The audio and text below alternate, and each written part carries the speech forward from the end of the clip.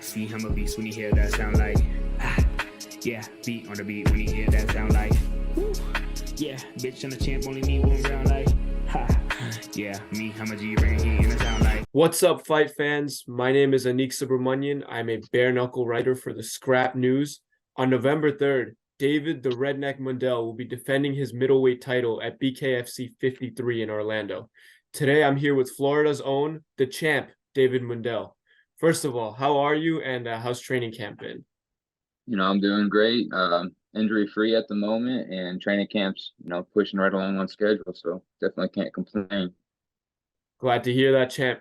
Now, on November 3rd, you take on Doug Coltrane in your second title defense. While Doug is very confident in himself, he's also been very complimentary of your skills. He said that you deserve to be champion. What do you think is the most dangerous thing about him, and where does he rank among your opponents?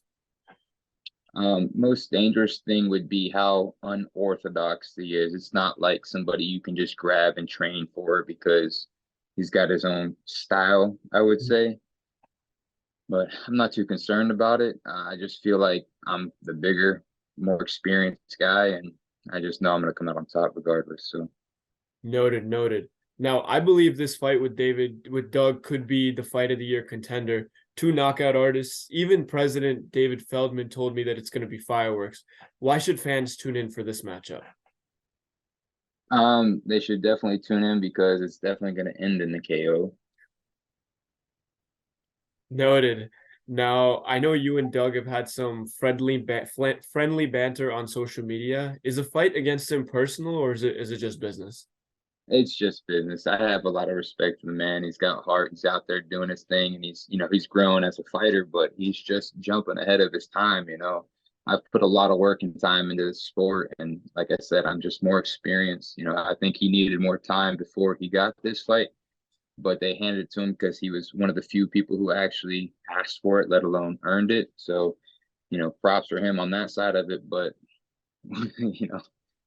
like I said, I think he's calling me out too soon. Got it.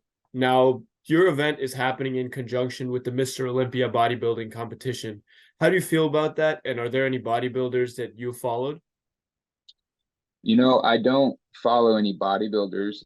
I do have a sponsor, Condemned Labs, who gives me all my supplements and like protein shakes, BCA powders, and miscellaneous things here and there. And I'm excited to be able to rep their brand for them at this event. I feel like this is finally a chance for me to, get them a little bit of notoriety. So yeah, that's pretty cool. And then also it's gonna bring new eyes to the sport, and I think they'll be impressed with what they see. So I'm excited. That's going to be a lot of fun for sure. Now, if you were to win, would you be calling out Mike Perry again? That's something that's just not going to go away. I want to fight him so bad. I 100% believe he's just trash. Everyone says he's built for the sport, and they give him, they tell him he's tough, and like being tough means you get your ass beat the whole time, and it's not a compliment I would want. And he may be tough, but I guarantee you he's not going to eat these punches. I will put him to sleep, guaranteed, because he's going to be dumb enough to walk forward and run right into these punches. I have fought him before, and although both times I have lost, both times I have set him down multiple times, and he's been saved by the bell multiple times. But I don't think BKFC is going to let me ruin their poster boy. So until then, we'll see. Now, speaking of their poster boy, Dave Feldman told me that Mike Perry will be fighting on December 2nd. Who do you think it will be against? It's gonna be against some bum, maybe some YouTuber or influencer, whatever they're calling them these days. I don't think it's gonna be against a real fighter. And if by some chance it does, I'm just gonna be upset because someone else is gonna get to ruin his reputation before I do. Noted. Now, what is the motivation behind wanting the Perry fight? Is it because it's a money fight that will change your family's life? Or is it because Absolutely. you want revenge from your two previous losses? No, believe it or not, me and Mike have actually crossed paths and trained together in the gym since both previous fights. It's definitely not personal, but I hate seeing like people make so much more money than somebody who's actually grinding hard every day, not out living a party life, sounding like an idiot on, just sniffing panties or whatever the fuck, and people tell him he's doing a good job. Like, it's bullshit. I'm a fighter. I train my ass off for this. There's no reason why he should be making more money than me unless he can beat me, and he can't. So what's up with that? I get what you're saying, man. Now, recently you made a Instagram post respectfully, like disagreeing with Joe Rogan. I know he was talking to Mike Perry, and you basically said that, you'd never be on the show because you're not a celebrity. I think if you win your next fight and beat Mike Perry, you absolutely deserve to be on the show. The whole world will know your name. And I do hope you get the winner of your title fight gets the Perry fight. It's actually something that it's been popping up a lot with this fight. A lot of people who know me know I'm not a trash talker, and I think that's my biggest downfall in this sport. Like, you have to talk shit, get noticed for that in order to do anything or make any money. So it's bittersweet. I'm a warrior. I'm a fighter. Like, I go in there and I consistently do my job.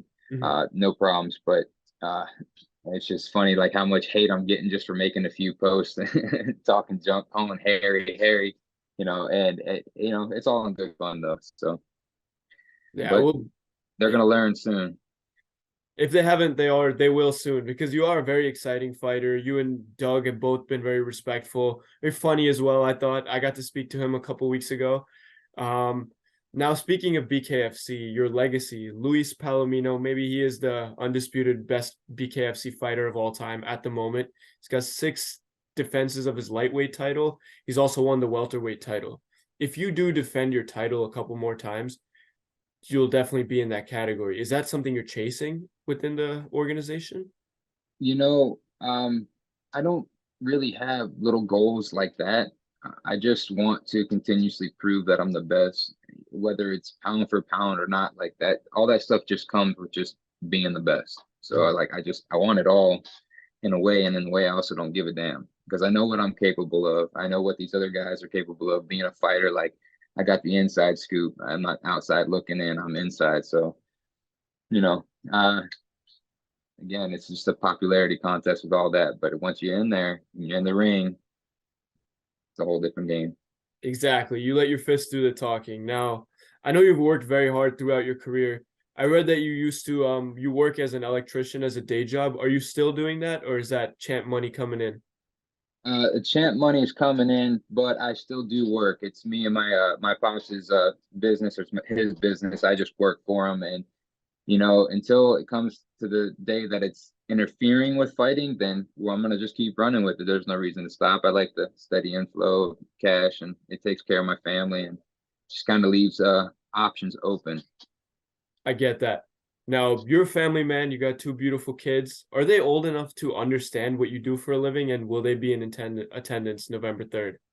They're always in attendance, and yes, they definitely are old enough to know, and it's probably one of the main things why I keep doing this. Is just like, they get so excited for it. They get to tell their friends, oh, my dad's a fighter, and they come home to tell me, oh, I told him this, I showed them the videos, they don't believe me that you're my dad, blah blah blah. And I think stuff like that's cool. And then, like, going out in public and being noticed by people in front of them, like, I don't give a damn about people knowing who I am, but when they see that and the looks on their face from that, like, that's priceless.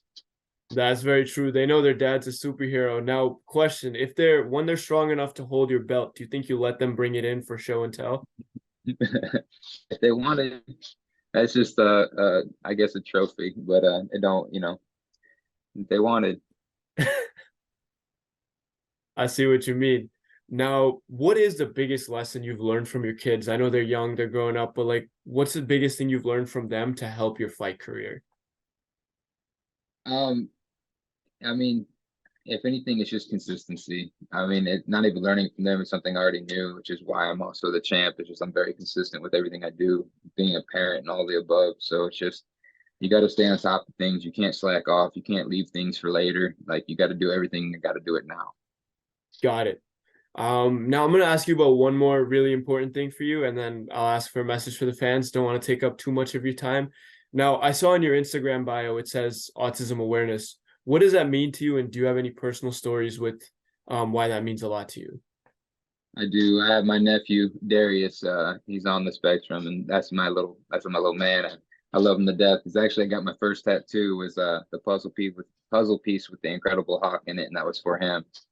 And you know, it's a learning curve into the situations. Like a lot of people don't know, like there's things that they do that they just can't help, and people get so frustrated so quick, and they're impatient with people without understanding what's going on, you know. So I think it's important to put it out there and teach your kids and people in general, you know, to be patient and to understand things and know that, you know, things are just what they are. You know, there's no reason to be upset or rude about it.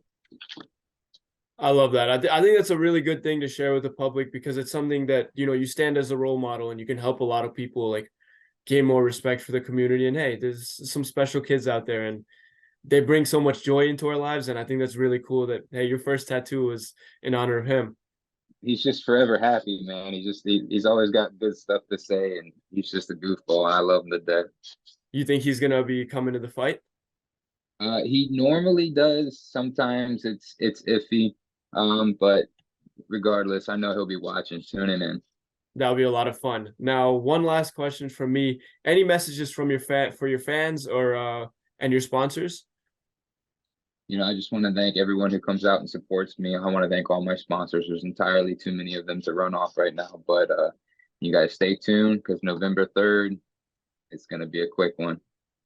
Looking forward to it. Maybe the fight of the year, maybe the knockout of the year. Who knows what we're gonna get, but I'm really excited. Thank you so much, champ, for joining me. I really appreciate it. No problem, brother. I appreciate your time.